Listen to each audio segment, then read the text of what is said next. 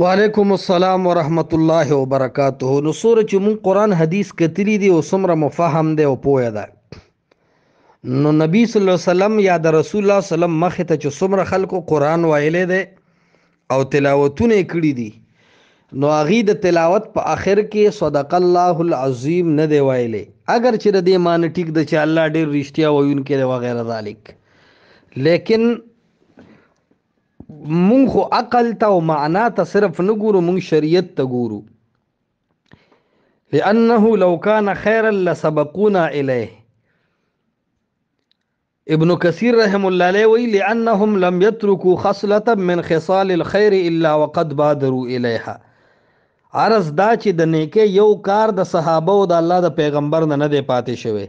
کچرته د تلاوت نه بعد صدق الله العظیم ویل سنت مستحب او جایز وی، نو دا به صحاب الله پیغمبر ویلو، دا به صحابه ویلو، دا به تابعین او تبع تابعین ویلو، دا رستو راوته دي. نو دی وجه نه مونږ دې ته بدعت وایو.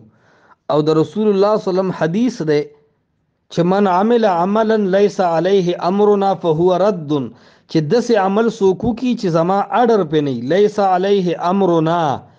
کله کله دا بدعتیان وی یره مونږ ته نفي وښیه چې ویلي چې سنتو نه بعد دعا مه کوئ، وی مونږ ته حدیث وښیه چې صدق الله العظیم مه وایه، وی مونږ ته حدیث وښیه چې د جمعې په شپه خیرات مه کوه، وی مونږ ته حدیث وښیه چې هیله اسقاط نشته، ویل مونږ ته حدیث وښیه چې د جنازې نه بعد دعا نشته، وی مونږ ته حدیث وښیه چې جنازه کې سبحانك اللهم نشته، وی مونږ ته حدیث وښیه چې په خوله باندې نیت تړل د جنازې وغیره نشته.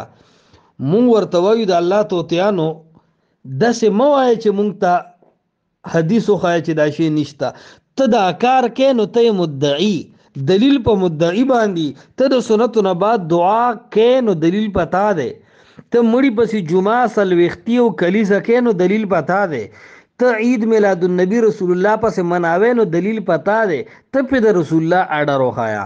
ما ته مو وایي چې کنه زه خو نافی ما منکر ما په ما باندې دلیل نه، والنافی لا یطلب منه الدلیل، د نافی او د منکر نه دلیل نشي غوښته، د مدعی نه دلیل غوښتي شي. البینة علی المدعی، په مدعی باندې دلایل دی او گواهان دي. نو به هر حال رسول الله صلی الله علیه وسلم خو فرمایي لیس علیه امرنا، چې زما اډر او حکم په نه په هو رد، نو دا به شړلی شوي واپس کړی شوي وي.